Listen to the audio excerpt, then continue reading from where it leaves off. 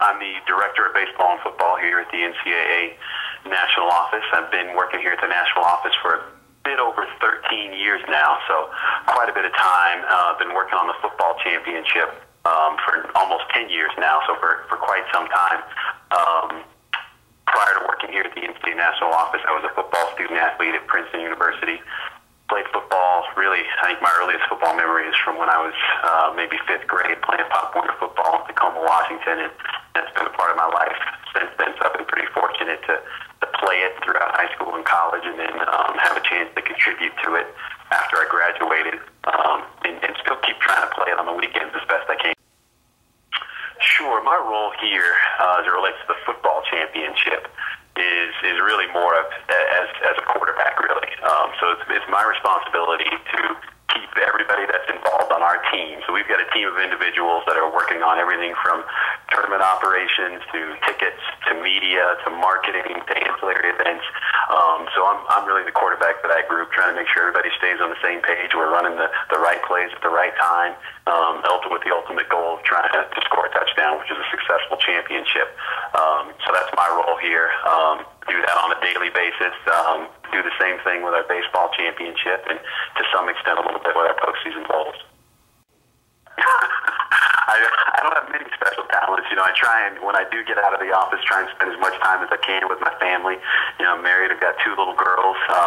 Unfortunately, for one of them, I'm her soccer coach. So, I try and transfer my football background onto the soccer field with about 10 or 12 8-year-old girls, which is not good for them because I'm pretty much just telling them to run as fast as they can. They're going to outgrow my coaching skills pretty soon. And then obviously I try and stay fit and stay healthy by exercising. And like I said, we've got an NCAA flag football team here in the office, and try and fashion myself as like the Darryl Green of the flag football team here. I'm the old guy out there still trying to run around a little bit. I'd say both my parents really taught me the value of hard work, going to work every day, really kind of a lunch pail mentality, going to work every day, working hard. I started working, waking up at 6 o'clock every morning in middle school, delivering papers, and did that throughout middle school and high school. And that was something my parents instilled in me at a very young age. But then also as I got older, being able to rely on them for advice about the kind of work that you do, trying to have a career and not a job, and loving what you do because you spend so much time doing it, is also something that's been really influential for me. We talk as a staff, we talk with the membership, and that's student athletes, coaches, athletics directors, commissioners, quite a bit about the role that football plays on their campuses at the FBS level. It really is. It's the front door to their universities in many, many ways. And so we have a shared goal of trying to make sure that FCS football is as healthy and vibrant as it can be, to ensure kind of the long-term stability of the subdivision.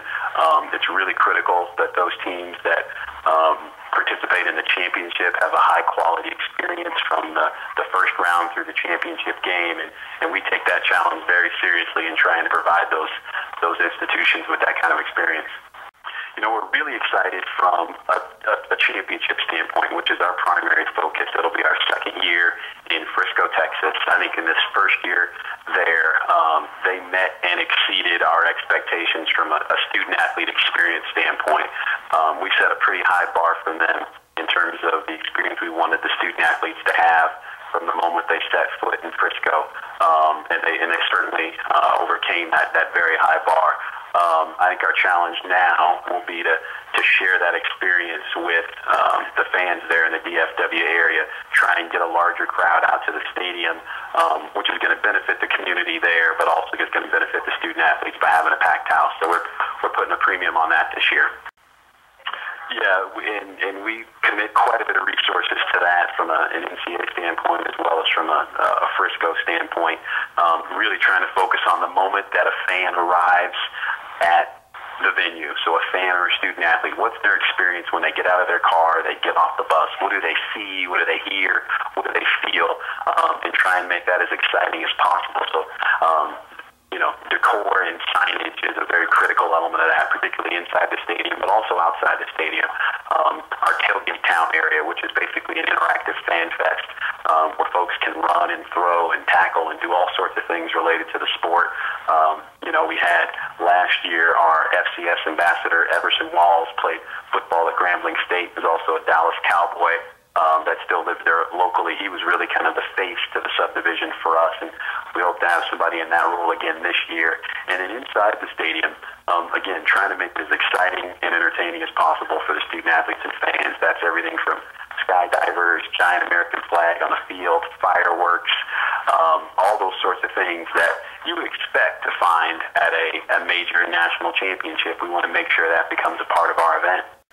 I would tell somebody who's interested in doing this to find anything they can find in the world of sports, volunteer for it, and work as hard as you can at it.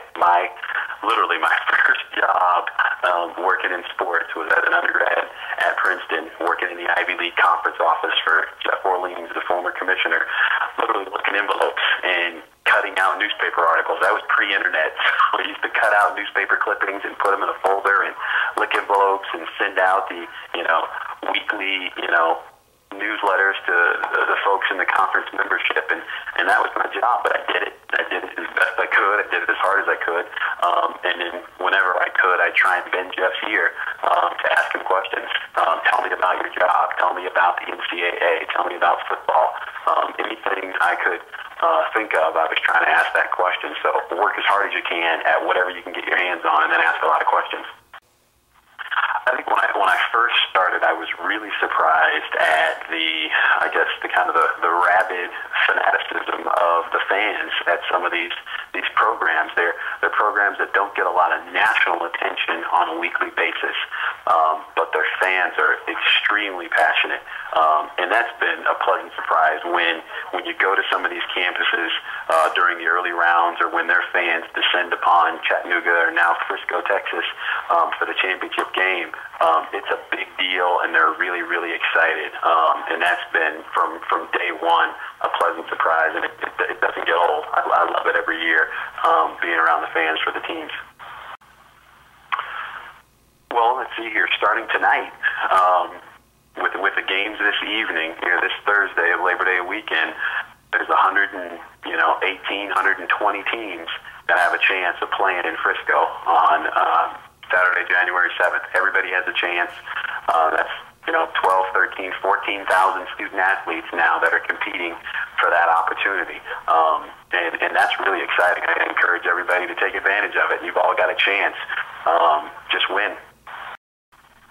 I think if you look at the last 10 years of the subdivision and the things that have happened, there's a very positive, what I call growth trajectory along a lot of different lines. Everything from, changing the name from 1AA to FCS, making it more specific about what we are. We're a football subdivision, and we have a championship. I think that was an important thing that happened along the way. Increasing the size of the bracket last year, obviously, giving more student athletes an opportunity to play in a championship.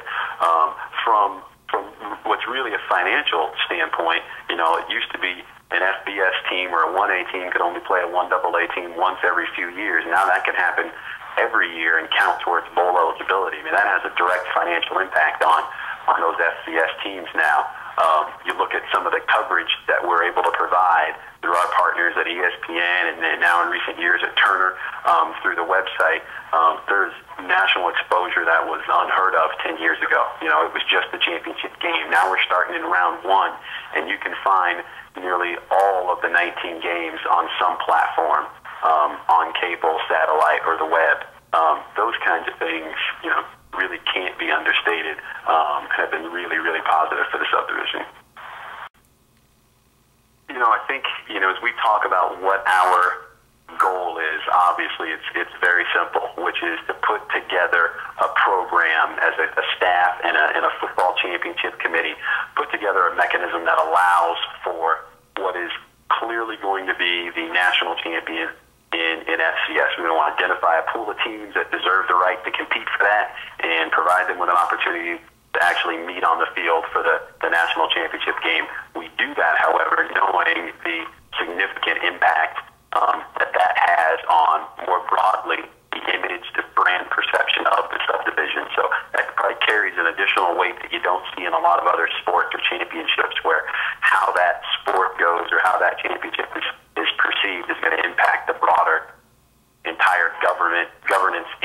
of a particular subdivision.